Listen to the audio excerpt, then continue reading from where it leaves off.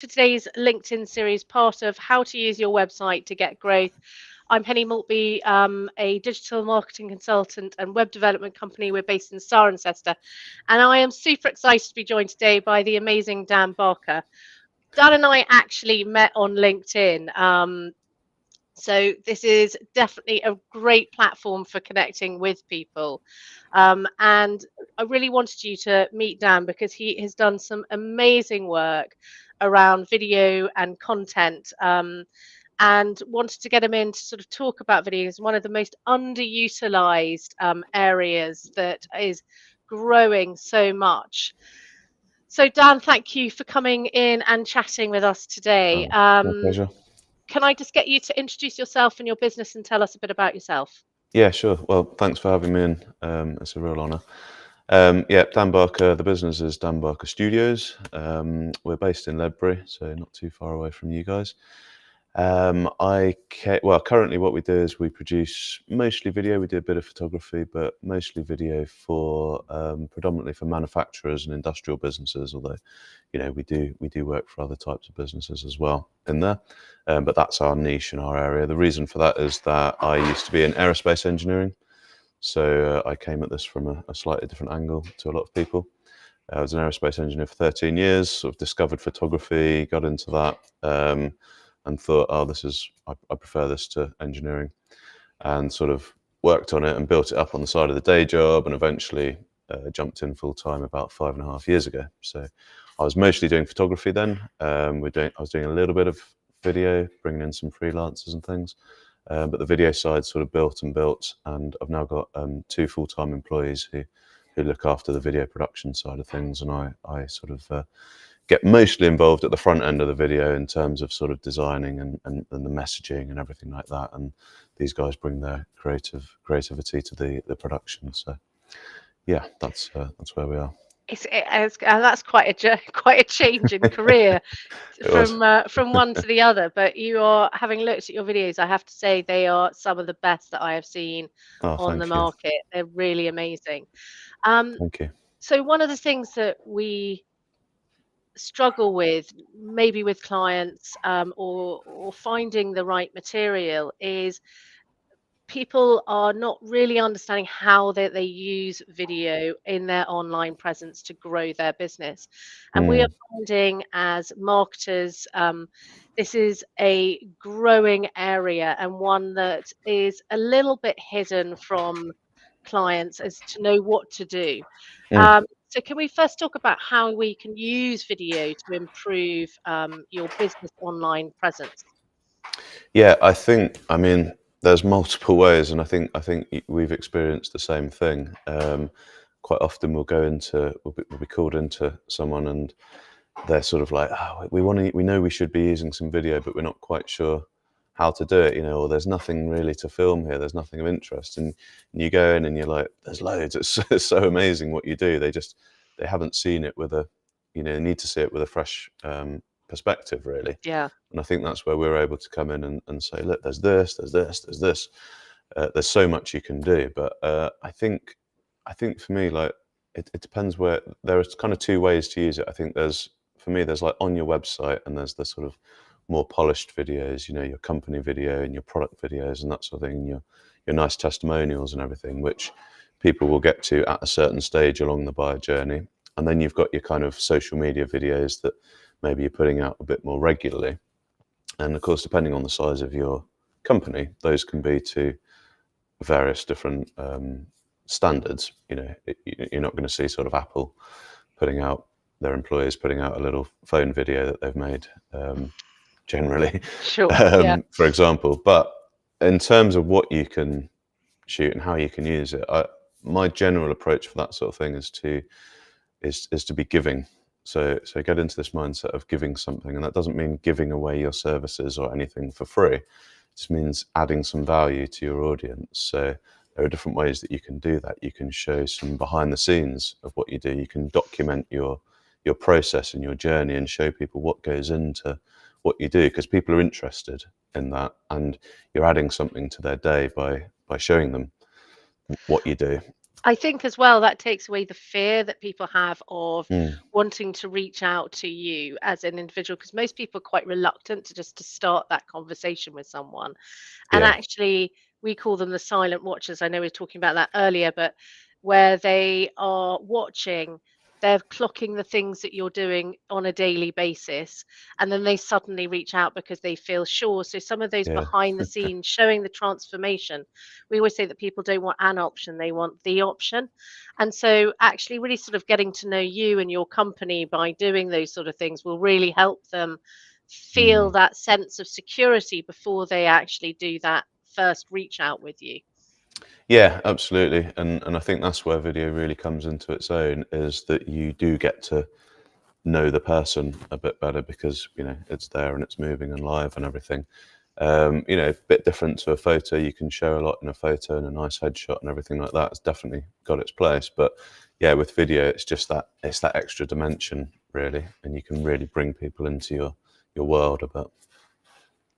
I think as well, you know, we talked about sort of the different sort of types. And by the way, this is live, so if anyone wants to ask questions, by all means, feel free. We're Yeah. looking at the chat as it's coming in. But I think with video, it is because it's a growing area and it's getting, and all of the social media channels are competing for this. You've had the Facebook coming in and doing what TikTok are trying to do. You've got LinkedIn who are showing more video across the board. We're doing video now to a degree, aren't we, to Yeah, get absolutely. things out there.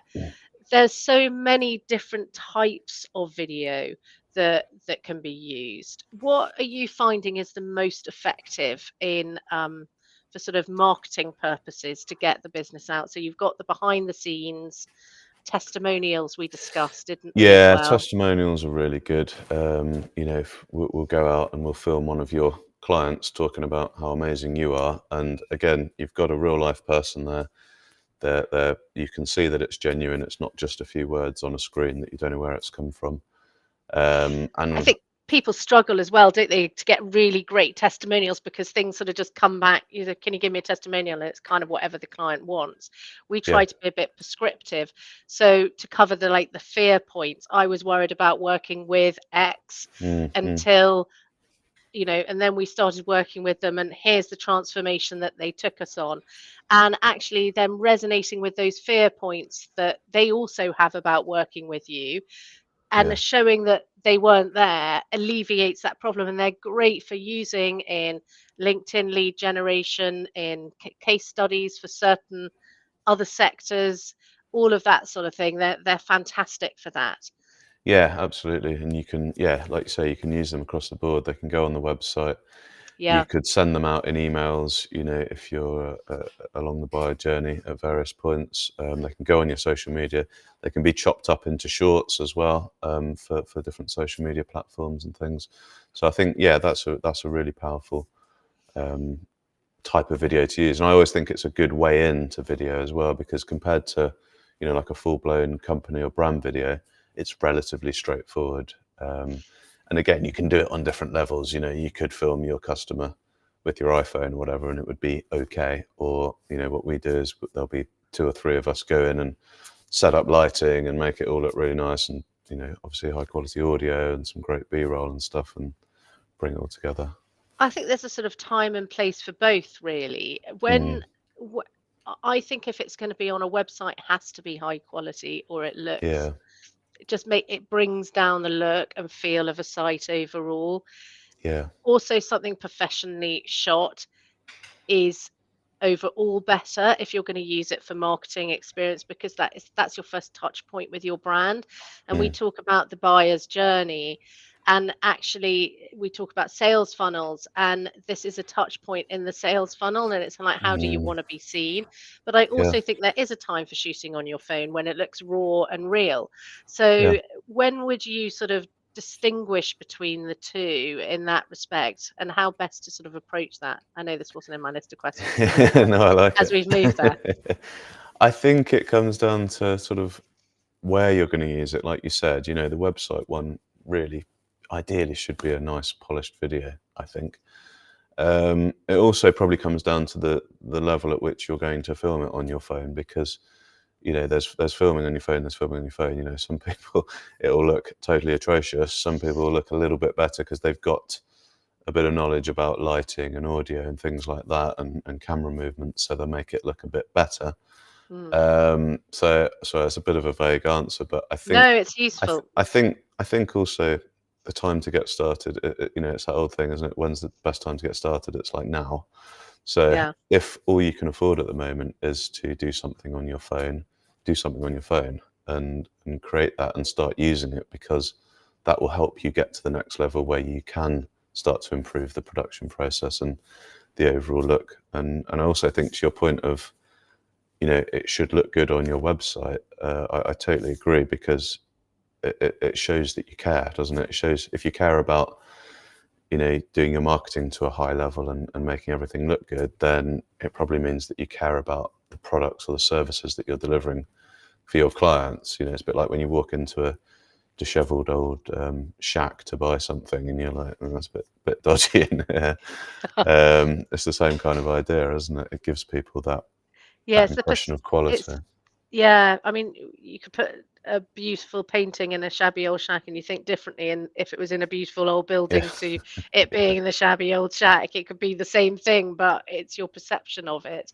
So I think you're absolutely right. And going on from that, really, I think that when people think about video, they think very high expense. It's a one shot. It's just going to sit on my website. It's going to do absolutely nothing. So mm. how would they maximize their return on investment with video? So yeah, if they're going to invest in a video, you're right. If you're doing it to a high level and decent quality, it does cost you know, a bit of cash. You want to be looking at a few thousand to start with, I would say, unless you're, you know, going at the lower end and like we said, just producing something basic. But yeah, if you're going to do that, then you can produce a load of content from one video. So we mentioned about YouTube Shorts and things from, or any shorts from, they're all doing it now, from your main video. But yeah, but you want to think about it up front. So when you're designing your video and planning your shooting and everything, ideally we want to know up front that yes, we want to produce a bunch of social media assets off the back of this. And again, it depends what type of video you're going to create, because you could stand up on camera and just, you know, reel off loads of information that, you know, loads of brilliant value adding information, like I was talking about at the start of giving. And I think that's a great thing to do to get started. And off the back of that, you could produce, you know, gazillions of pieces of content, taking little snippets, adding captions on them, maybe adding a bit of B-roll. And I mean, some of the AI tools that are out there now are actually doing a reasonable job of doing that. I still think they're not as good as actually sitting down and manually crafting the message that you want in a short, but they will take, you know, half an hour of interview footage or something and cut it up for you and create little shorts. So there are Yeah. some pretty cost-effective ways to get started now. And I think really that when you are looking, when we see video, we often take snippets and put them in places that people don't expect you to, because Mm, they're right and they elevate that certain moment of what they're aiming to get out of it. I mm, find that people just think of it as like I'm spending this on this. It will look good on the website, but that's all I'm going to do with it. Whereas yeah, actually, it can be cut up. You can use it in social posts. You yeah, can use it in little snippets to layer social proof on your website. All of those little moments can be reused, repurposed again and again and again. So actually, you get huge amounts of mileage out of a very short amount of time. yeah, yeah. And I'll give you an example of somewhere that people might not have thought of. So we did a company video for a company that makes box sash windows, and a really nice company video, if I say so myself. But they're very happy with it and everything. Sits on the website. But also, what they do when their salespeople are out talking with a customer, they'll, you know, talk to them about what they want and everything, blah blah blah. And then they'll go to measure up the windows, and they'll pass on the iPad with the video and show them the video whilst they're measuring up for the windows. And it's just another little bit to push them into the sale, hopefully, because they're seeing what a great company they are. And It's part of the persuasion process, and I think that that is we call them persuasion funnels, because actually it's about micro commitments, getting them to just nod their head along a little Mm. bit.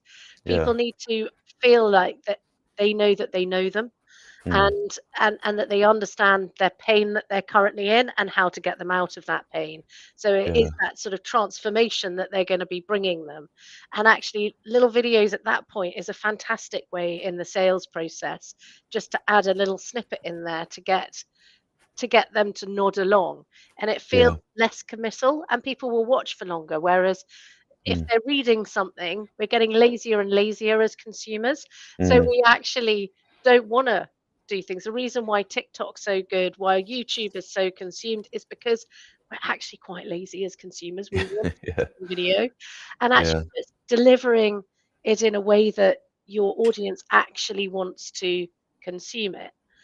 That leads me on to my sort of final question, which is Mhm. something that I really do struggle with, is what do you say to those who are reluctant to get on camera, think they have nothing to film, don't want to be seen? Because I know that that's always, I mean, I didn't and still probably don't, but I'm doing this now. And we had 110 sign-ups today. That goes to show actually turning up on video is a great thing to do. But how do you Yeah. persuade people to actually overcome their fears and decide what they're going to shoot, how they're going to shoot it? Okay. Well, I think that there's not really a kind of hack for this other than you've got to start. And I was the same as you. I didn't really like it much at first, a number of years ago when the first time I held my phone up to my face and hit record, and I didn't think there was anyone else here, but I felt stupid and, talking to a camera, and I kind of didn't want to do it. But I think one of the questions I ask myself when there's something that I maybe don't want to do like that is, how much do you want this to work?